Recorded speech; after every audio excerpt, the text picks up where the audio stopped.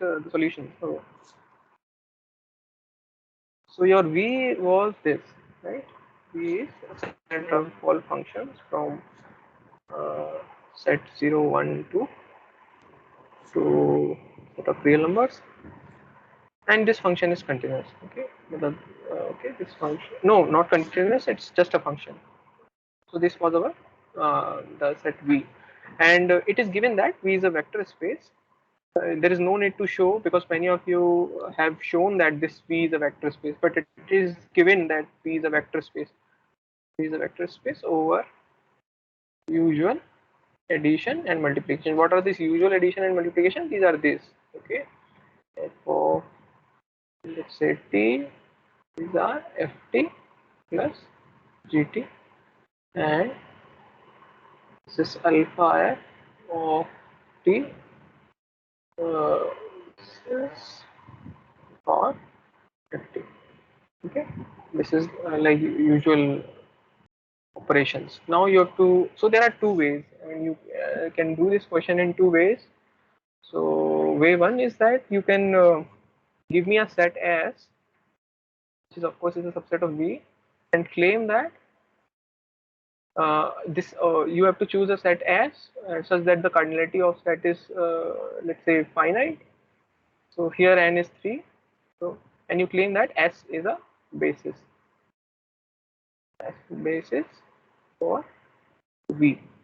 Okay, so this is method one, and other method is you can you have to give an isomorphism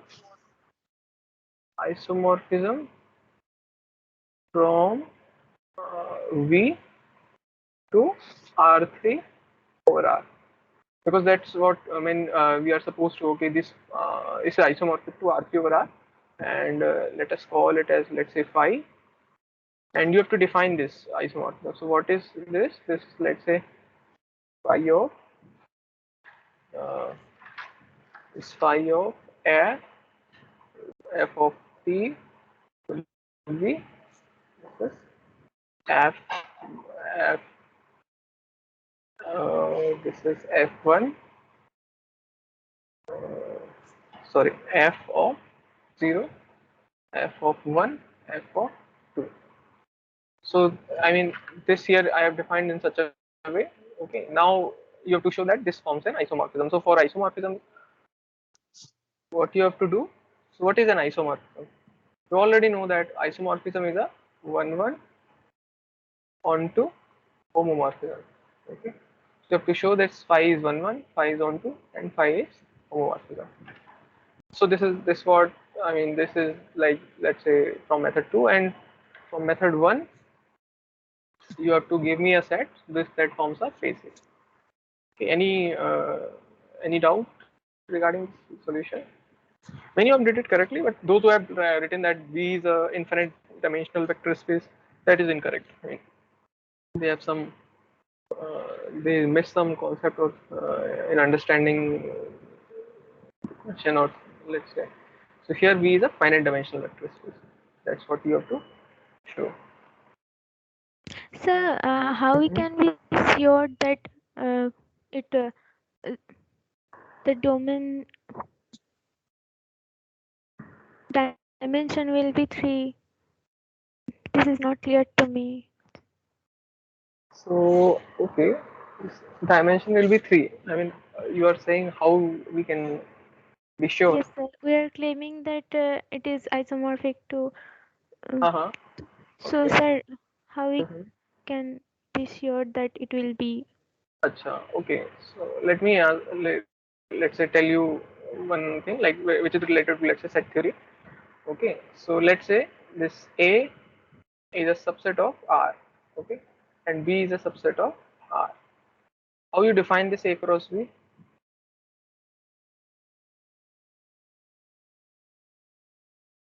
Just tell me. This is very easy, A right? comma B, where A A belongs and to Y A and belongs B to B, belongs to. right? Yes. And how about this? Let's say these are the subsets A and it is also easy. I mean, this is, we have to A write, let's say, xn, and such that xi belongs to ai belongs to for AI. every I equal to 1 to n. Okay.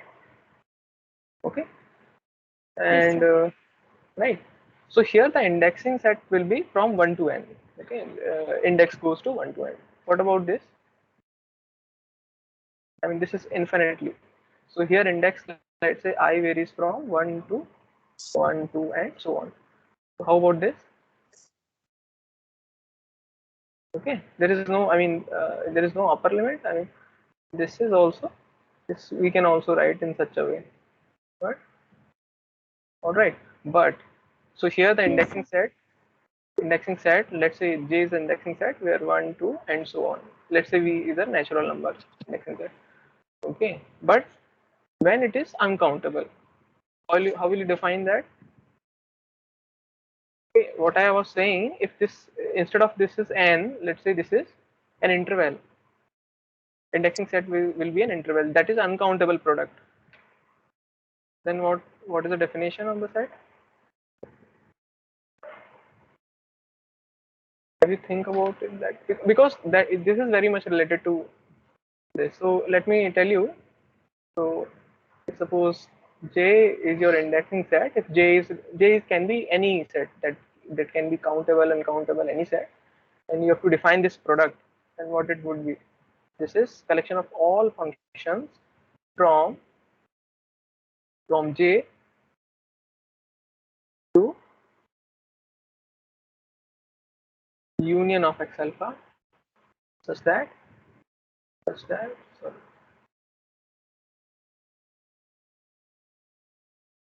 such that f of alpha is in X alpha for every alpha in J.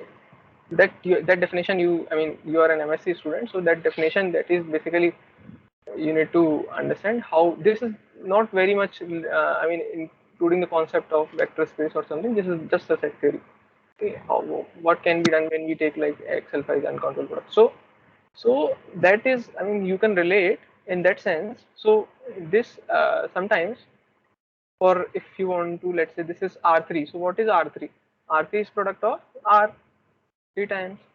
Okay, so you can Yes, sir. relate this definition in that sense. This so you can say R3 over R. If you, I mean, treat this as a product of 3 copies of R, then in this way, it is collection of all the function. And what is the indexing set here? 1 to 3. Okay. 0, 1, 2. Or instead of 0, 1, 2, you can take 1, 2, 3. Doesn't matter. Okay. So f is a function from 0, 1, 2 to R, because X alpha is R itself. Okay, and that's it. Because every this f0, f1, and f2 are the real numbers. That's what given to you. Okay? And Yes, f2. sir. So I mean, you can relate this definition. I mean, if you want to have like some kind of idea, but for the formal proof, you need to show that you need to give an isomorphism, or you need to give a set which forms a basis. Okay, and to uh-huh. Does anyone say something?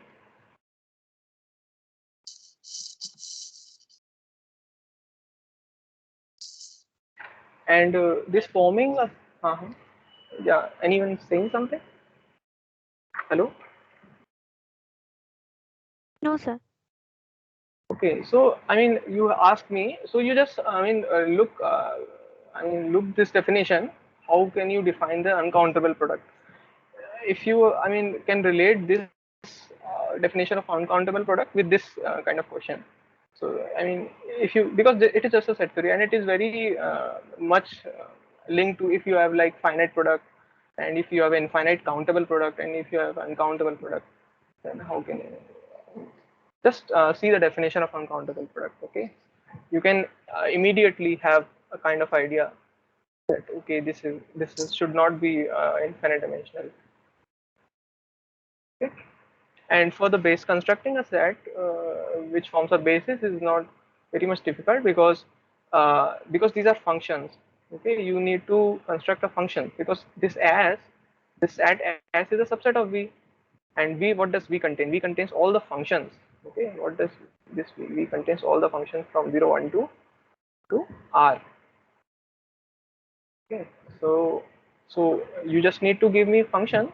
So here I can say this is, I mean, this I can See where many of you have written that is correct. So f0, let's say 1, this is 0, this is 0, f2 of 0, because you have to define this f1, f2, f3, and f1, f2, f3 are itself functions. So you have to define a function. If you want to define a function, it should be well defined over its domain, and the domain of the function is 0, 1, 2.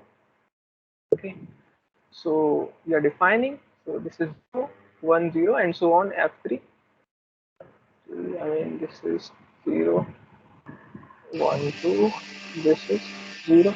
Please mute. Hello. Please mute yourself if you don't want to ask any question. So if you define this set, then you can claim this f1, f2 under these definitions.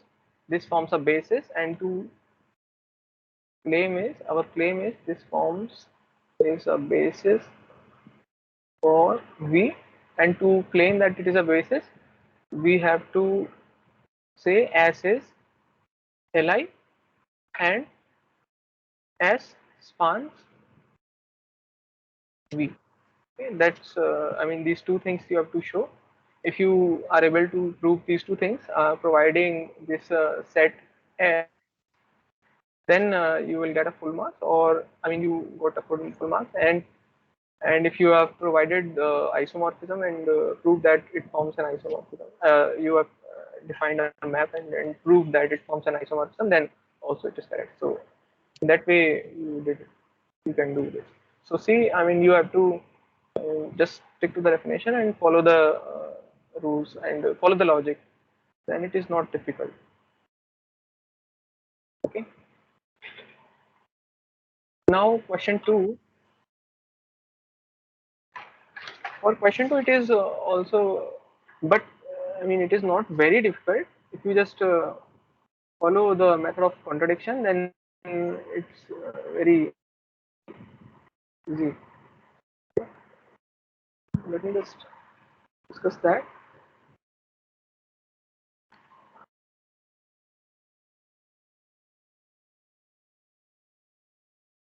Hmm. So, so it was, so W1. Can anyone tell me this? What is the question? If you have a question, because I need to open that. Hello.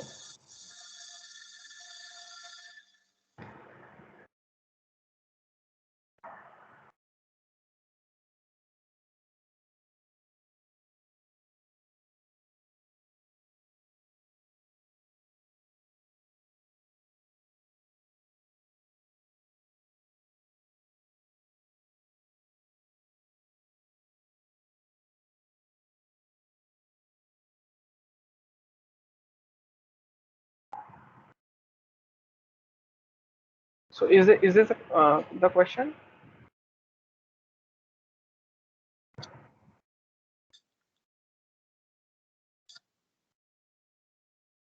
Hmm.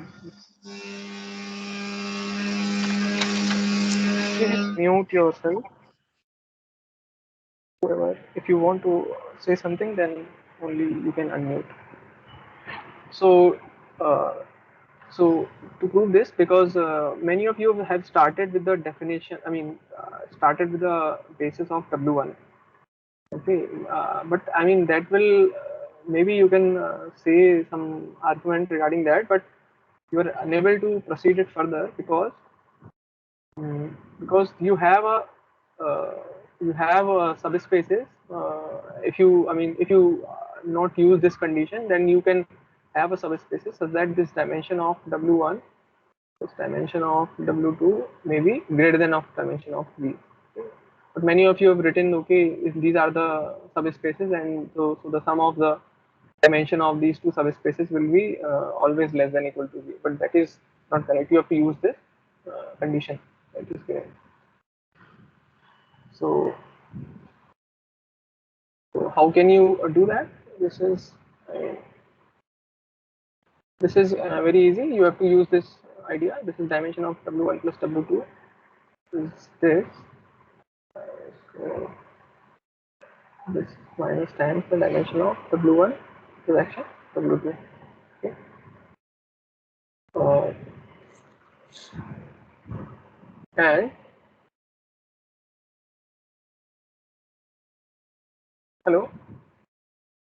Yes, sir.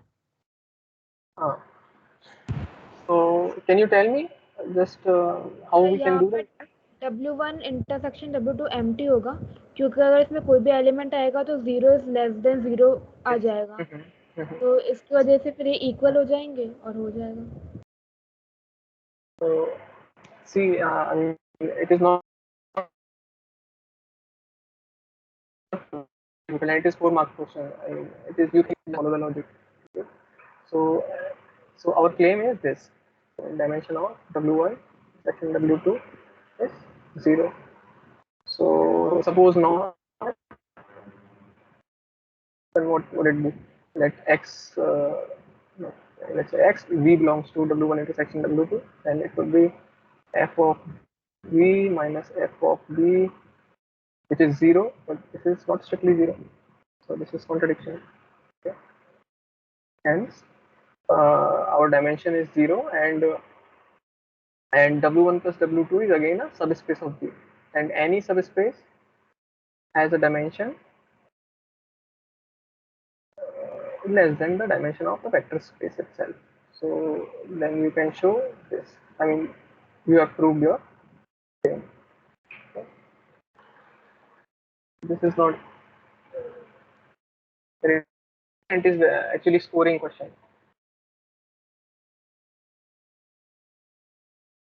And for question number 3, so this is clear, right? Sir इतना करने में full marks मिलेंगे ना? Yes, it is full marks given. Sir क्योंकि मैंने इतना किया तो मेरे 1 मार्क इसमें कटे हैं. Okay, I mean, you have did it not. I mean, you have missed something, some concept, or you have not written it. But if you want to, let's say, then you can always submit your regret request. But I would say that you have missed some idea or something. Just recheck your question and then you can proceed. Okay sir.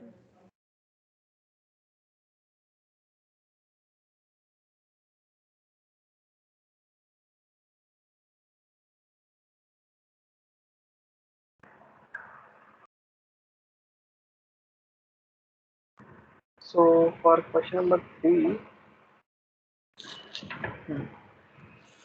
so that is also not very difficult. That in this question, given thing is that v1 to vn is Li set, and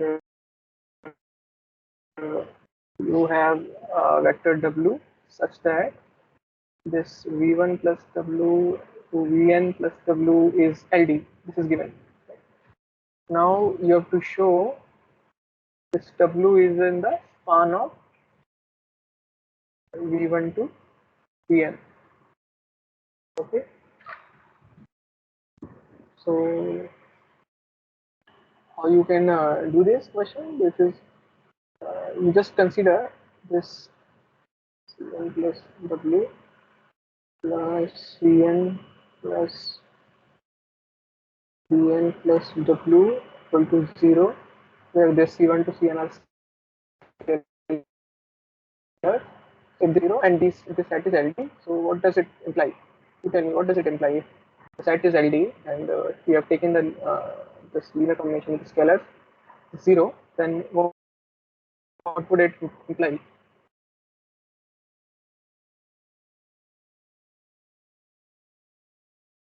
If you just follow the definition, you would have done that question. Those who are amazed with.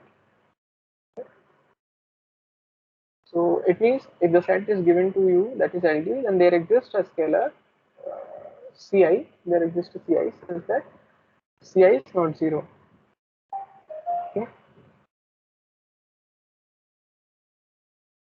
So we just I mean see rewrite this. So this is v1 to cn vn, and this is v1 plus cn to w. Okay, and uh, you can write w in this way. So Ci, this is minus summation Ci vi. equals to 1 to n equals to 1 to n. And why this is non-zero? Because of this condition, right? There exists CI. Hmm. Yes. So, sorry. Okay. So, and so can you tell me where we have used this fact, this V1 to Vn in RLI?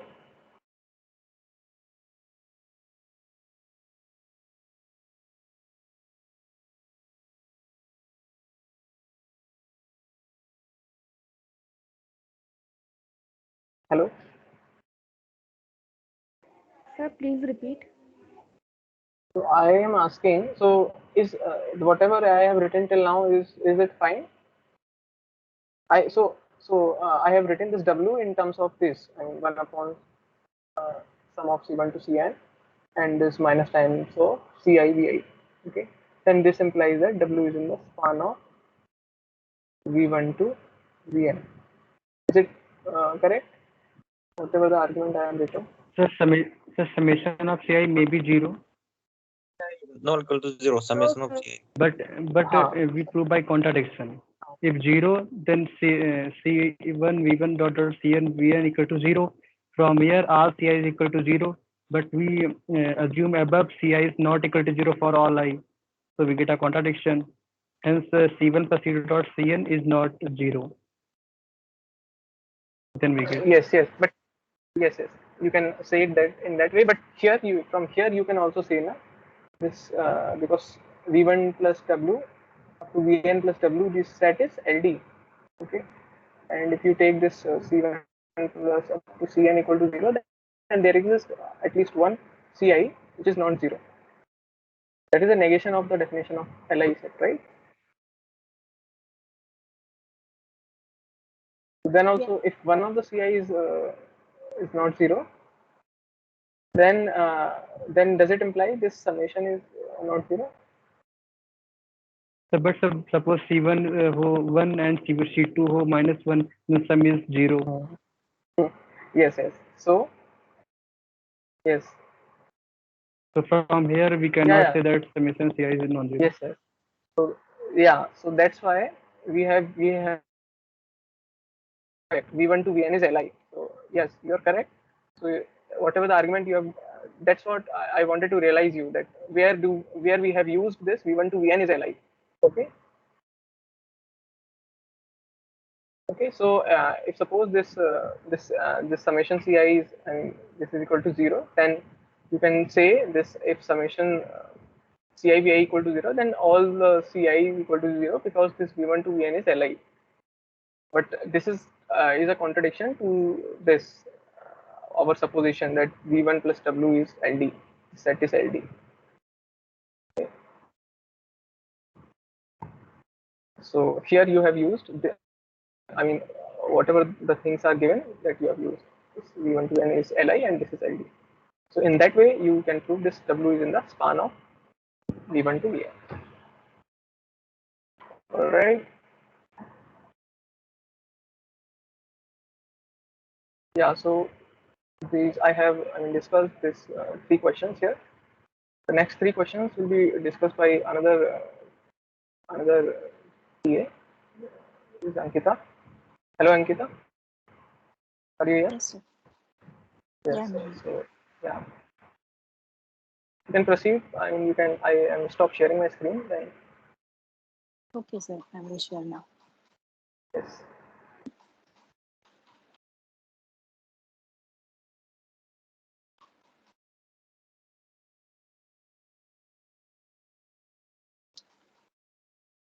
Okay, so last three questions. I'm just writing first the statement of fourth question. The question fourth was that we are given that A1 and A2 are two subsets. This is important, subsets of a vector space V, and such that A1 union A2 is a subspace of V. Then you have to show that either span, so this is to prove span of A1 is contained in A2, span of A2 span of A2 is contained in span of A1. So is there anyone who has who even don't know how to proceed, or there is no idea how to do this question?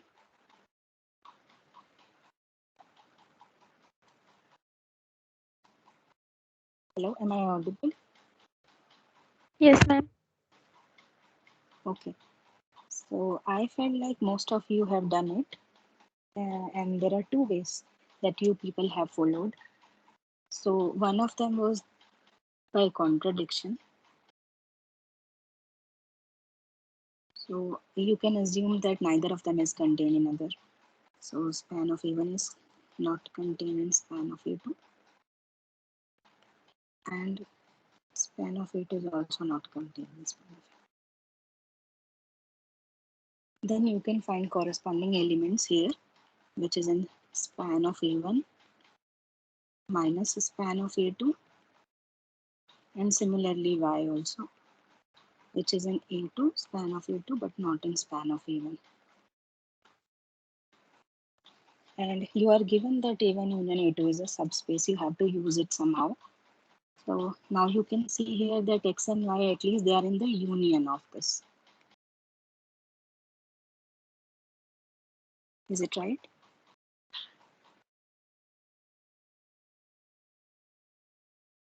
Hello? Yes. Yes, Yeah. ma'am. Okay.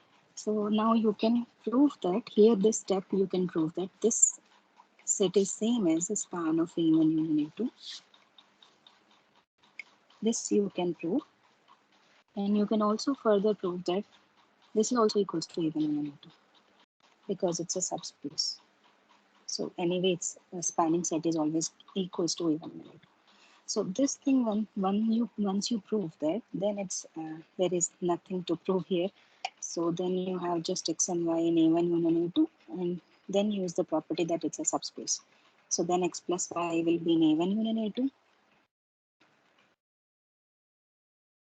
Now you can use the fact that either it is in A1 or it is in A2, and then that follows. So either it is in A1 or it is in A2. So basically, either it is in A1 means it is also contained in span of A1. This is also contained in span of A2. And these are subspaces. So finally, you have either this is in span A1 or in span A2. And now use the fact that these are subspaces. So then you know that X is in span A1. So if X plus Y is also in span A1, then difference is also in the span, which means Y is in span A1. But you know that Y is not in span A1. So this gives you contradiction. Similarly from that way. So this gives you that this is a way by contradiction. So this gives you that one of them is contained in other. Is this fine?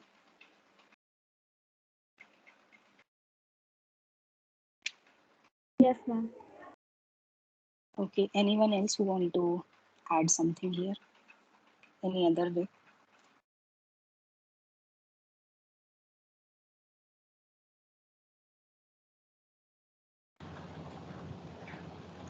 Yes, ma'am.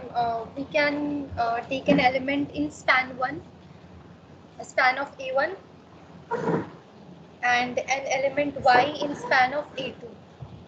Okay. If uh, x1, x2, xn elements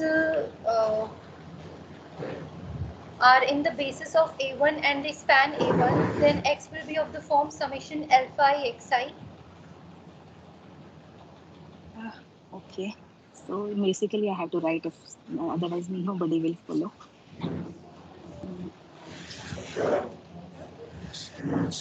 Yeah, tell me. If X belongs to span of A1, then X will be of the form of the linear combination of xi's. Okay. X is equal to summation alpha xi. Mm-hmm. And Y belongs to span of A2, then Y will be of the form summation beta I, beta j, yj. Okay.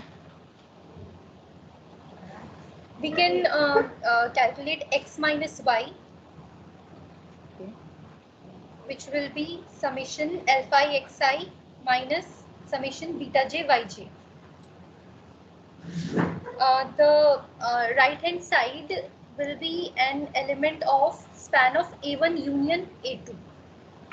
Yeah. Then x minus y will be an element of span of A1 union A2. Mm-hmm. Therefore, x minus y will belong to A1 union A2. Yeah. This means x minus y is either in A1 or in A2. Okay. Since we are given that x belongs to span of A and x minus y belongs to A1, then y should belong to span of A1. Yeah, so this means that x minus y is in span A1. If Now you can use the x is in span A1, implying y is in span. Similarly, we can show x belongs to span of A2. Yeah, so this way also fine. Yeah, fine. Okay, so I think this question is fine for all of you now. Okay, now let me write the statement of next question.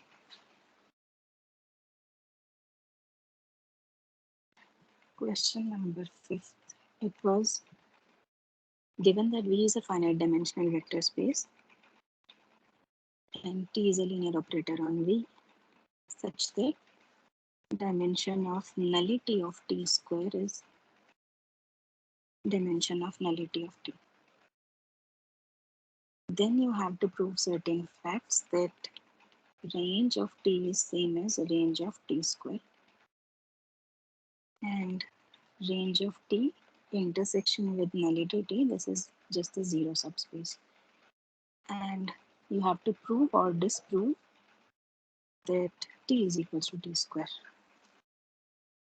Yeah, so anybody wants to answer here how one can do this? Yes, ma'am. Yes. Since we are given that nullity of T square and nullity of T are equal, then by using the rank Dimensions. Dimension of null space is nullity. Dimension of null space of T square is dimension of null space of T. Then by rank nullity theorem, we can prove that dimension of range space of T is equal to dimension of range space of T square. Yeah. So first point is correct. So first point is by rank nullity theorem. Using that these dimensions are equal, one can show that dimension of range of T square is also same as dimension of range of T. Correct. Then we will show that range of T square is a subset of range of T. Exactly right. So range of T square is contained in range of T. Since the dimensions are equal and it is a subset, then both sets will be equal. Yeah. So here one can see that why it is this.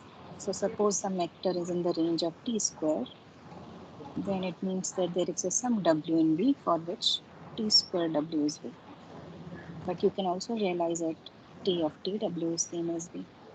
This element is in V. So you are getting a pre-image of V inside the image of T. Therefore, your V is actually in the range of T. Fine. So this is just an easy observation. Okay, fine. So this part is done.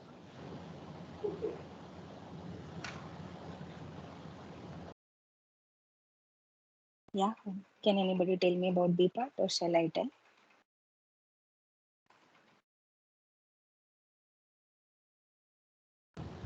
Ma'am, for B part, we can show that null of T is equal to null of T square.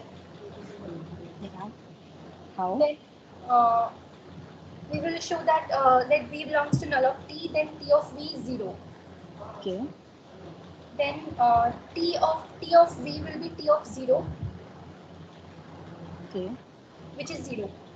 Okay. This implies T square of V is 0. Okay. Therefore, V belongs to null of T square. Yeah. So this containment is very crucial here. Nullity T is contained in nullity T square. And their dimensions are equal, therefore both sets are equal. Okay.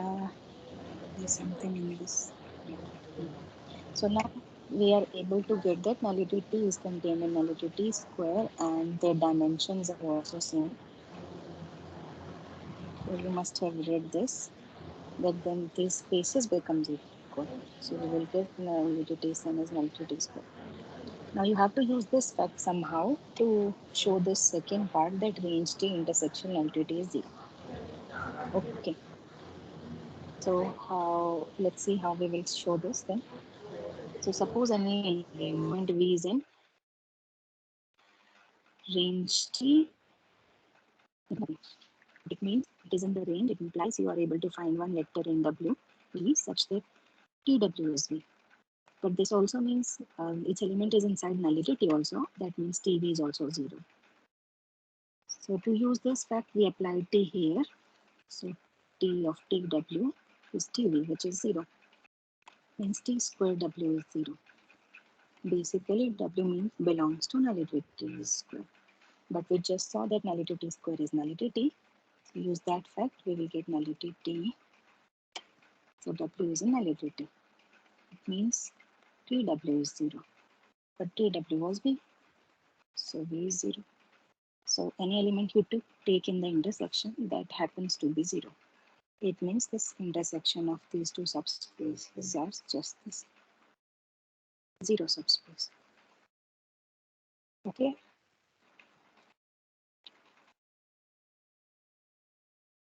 Yes, ma'am. Fine. Yeah. So what about, is it proof or disproof statement? Disprove.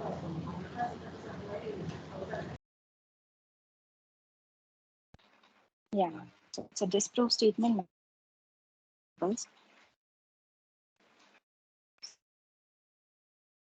Example will goes to works.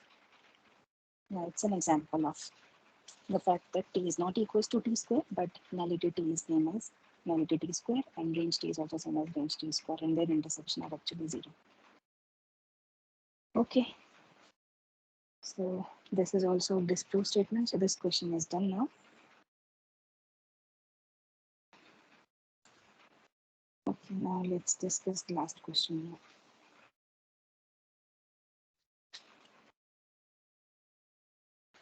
Just a second, I need to stop sharing just for a moment.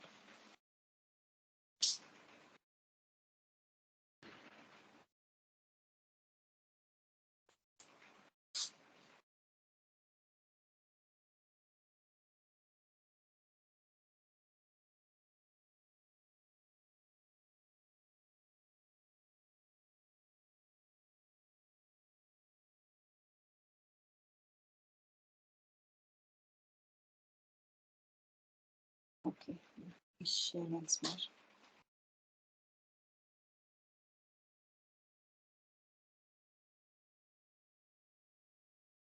Okay, now let's discuss the last question. Question 6 was, you have to consider the linear functionals defined on R5. So some functionals fk, these are from R5 to R. These are linear functionals. These are defined like, so next x3, x4, x5, it is defined as summation j from 1 to 5 k minus j xj, and this is true for all k 1, 2, 3, 4, 5. Okay, these are your 5 functionals defined on R5. Then question is, you have to find a basis of subspace annihilated by these FIs. Okay, so can anybody tell me what does it mean by the subspace annihilated by this?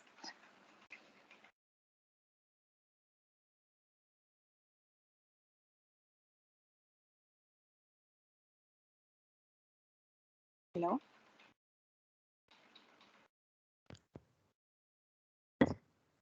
Yes? Ma'am, Yeah, please go W ahead. where x1, x2, x3, x4, x5 such that f of f1 equals to 0, f2 equals to 0, f3, and f5 Yeah. equals to 0. So all FKs are 0 at this point. x1, x2, x3, x4. You have to find all those points at which all fi's at those points are 0. So this is a subspace of R5. Okay, how will you find the basis?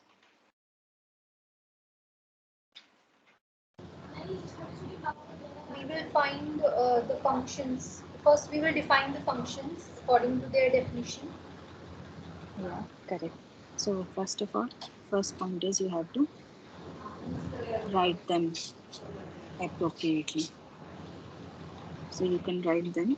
I'm not writing some functionals in terms of, let's say, a1 x1, so on up to a5 x5. Similarly, f2, you will get, let's say, a11. Ma'am, we don't need these AIs. We are given the value of K and J in the formula. Yeah, one can write. I'm just writing for the sake that one can find those. Okay, so let me write it. f1 x1, what will be 1 minus 1 0 x1 plus you will get 1 minus 2, it will be minus x2, then you will get minus 2 x3 minus 3 x4, and then minus 4 x5, right? Yes, ma'am.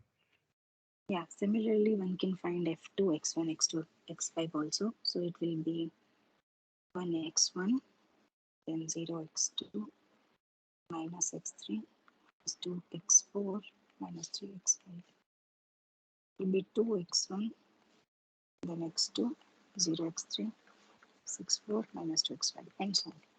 It will be 3. So you have to form now this.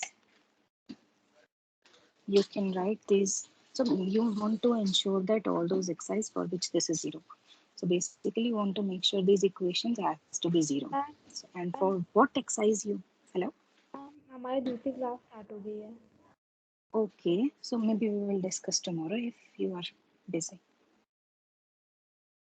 Thank you, Okay, ma'am. we will discuss. Yeah. Okay, then we'll meet tomorrow.